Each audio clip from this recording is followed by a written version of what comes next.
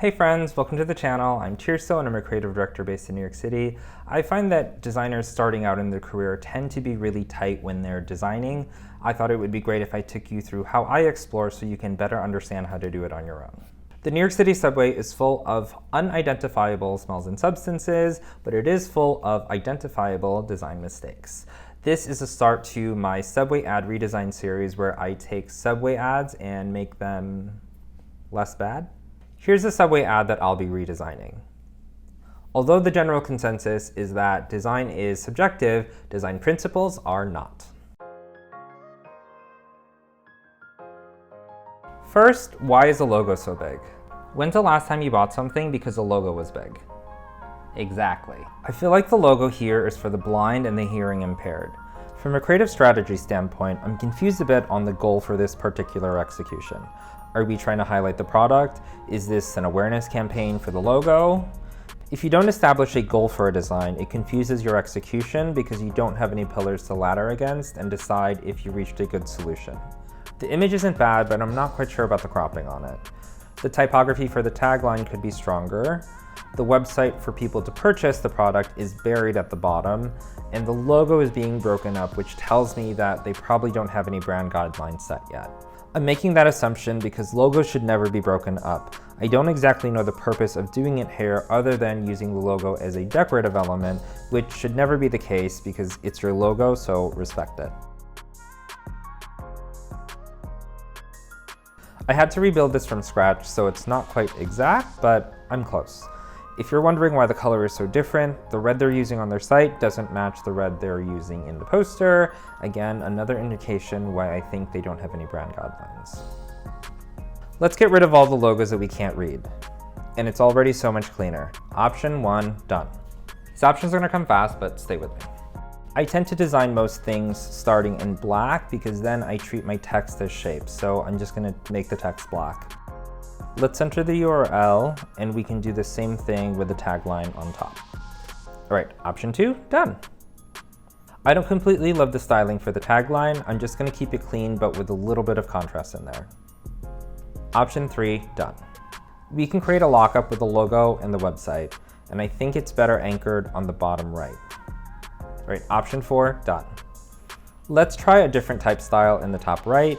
I thought the original was a little weak, so we can try something a little bolder in size, not bolder in weight. We need some contrast in here, and we can do that through color. It can get a little bigger. And then let's balance this out by shifting the lockup at the bottom to the left side. I want to call out that as I'm making changes, I'm constantly reviewing all the other elements to make sure that they're working together. Don't just observe your designs, participate in the elements.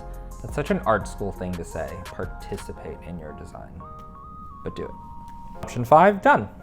I want to see what the image would look like at full bleed. I think this is more approachable. At least it's an actual person and not just a mouth and a retainer. Since we're trying to sell a better smile, I actually think we can make his teeth a little bit whiter. Nothing crazy, just a polite amount of brightness. Let's add back the elements previously. I feel like the text in the top right is screaming to be center aligned, and I also want it bigger. Let's bring the URL and logo over so the content forms a little group. I'll do logo first and then URL after. Since we made that change, all the color is in the middle, so we can break that up by switching the colorway of the tagline. Let's make the website smaller. Option 6, done. Let's try a different typeface. A script will give some nice contrast and a little bit of character.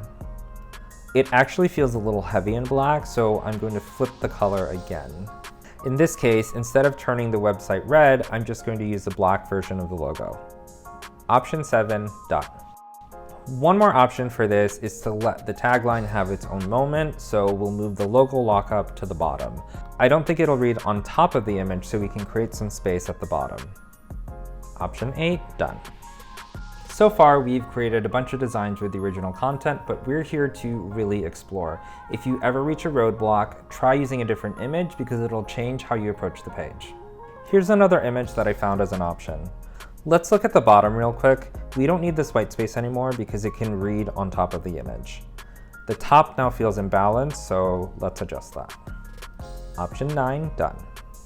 Since this is a new option, you can explore more typefaces, but the goal of this video is primarily layout design. We can actually group the tagline and the lockup together by moving it to the bottom. There should be more emphasis on the tagline as an attention grabber, so I'll make the lockup smaller. Option 10, done. We can also do this at the top, so let's switch the positioning. Option 11, done. Perhaps we can try an option without the website, and the logo should be black. Option 12, done. I want to explain my thinking behind this really quick. Yes, you want to promote your website to drive business, but in design, context also matters, and since this is a subway ad, I don't know how many people are visiting your website underground with low reception. In theory, the goal for the poster should be to promote your business and people can leave knowing your name and search for you later. Petty job that the original design buried the website in the bottom left corner, so it wasn't generating any traffic regardless. All right, back to this. We can explore a different option with the website, perhaps with a CTA. So here I've written out, learn more at candidcode.com. We can give it a call out by putting inside of a bubble. Again, the black feels heavy. I want this to be a call out, but it needs to recede a little bit from the rest of the page. So I'm going to choose a muted blue. Right now, the call out is floating and it doesn't really have a home. I'm gonna bring it down. I also want it to feel like it's within the environment of the image. In design, you can create the illusion of depth through overlap. There we go. Originally, the text was centered within the bubble, but since we've lost some of it at the bottom, we should bump it up a tad so that it's centered within that space. Option 13, done.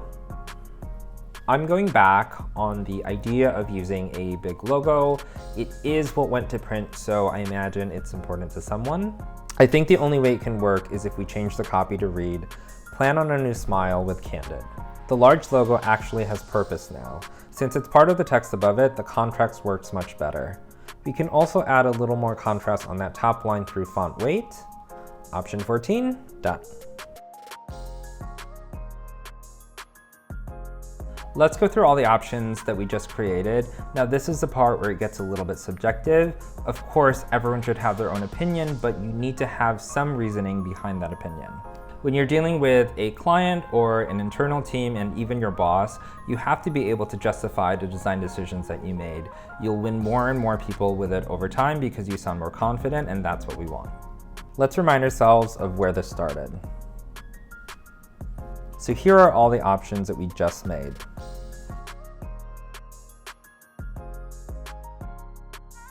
Let's start from the beginning. To be honest, I don't like any of the first options. Perhaps I'm too annoyed with the original, but the hierarchy really isn't working for me, so I'm gonna get rid of these. From a layout perspective, I think both of these work, so let's keep them for now. I'm partial to the two on the left because the type and image feel more connected. I think the script adds some more character, so I'm gonna go with that. Now these are just direct variations of each other. Of the three, I like the one on the left and on the right. I do think the one on the left is the cleanest, however, the two on the right are working harder since it has a CTA, so I'm gonna go with those. Let's look where we landed. I think these are 6 great options. Again, these two are super straightforward. This one feels more lifestyle. It would be great if you cast a group of models and did a series with different people. This option is great if you want to push product. Compared to the one we just saw, here we can see that there's an app and it's not just about the retainers. These last two have a more conversational CTA. Either work, but if someone is adamant about the logo being bigger, then the right option can work. From here, I would let another team provide input. I always want the design process to be collaborative, and presenting options to give them a decision allows them to be part of that. One note, I would normally say that 6 options is too many, but in this case, I think we only have 3 to 4 design directions. I should explain this in further detail, but for a later time. I don't want this video to be inconclusive, so for those of you watching, this is a design I would choose. I think showing the full product line tells the audience a little bit more about what the company is, because it is a product. It's not a dental office or an insurance company or a company that produces veneers. In terms of design, I like how all the elements feel like they're in the same space. There's a nice balance of color, type contrast, and scale contrast. So which one did you pick? I'm sure there's a lot of different opinions out there, but this is about you and it's about your design process. So when you're looking at something, always think about how you can approach the design in a different way. What I want you to take away from this video is that there isn't only one solution. It's up to you as a designer to explore and decide what that solution is. Keep in mind the goals of your project and then also review if you're using design principles to your advantage. Not every project can be a portfolio piece, but the best designers always try to make each one something special. With that said, keep on creating, subscribe to the channel, and I'll see you in the next video.